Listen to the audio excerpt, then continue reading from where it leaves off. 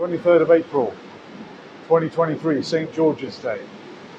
And we're up by Westfield, minutes away from the government's emergency alert system going off. Our people's phones about to ring simultaneously at 3 o'clock. We're about to find out. What's the time? It is 14:58. 2 minutes exactly to go.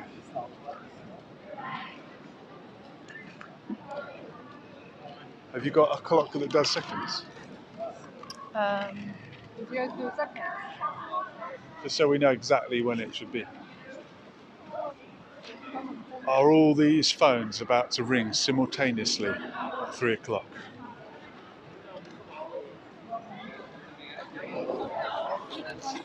No.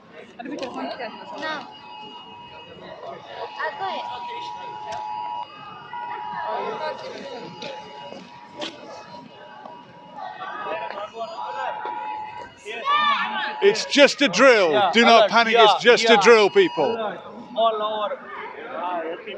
Give me the option. Do you want it to continue or not? That's a government alarm. And I said no. I switched it off. So yeah, it did ring. The government experiment is over. You just had to press a button on your phone and everything was all right. Everybody's watching their phone now.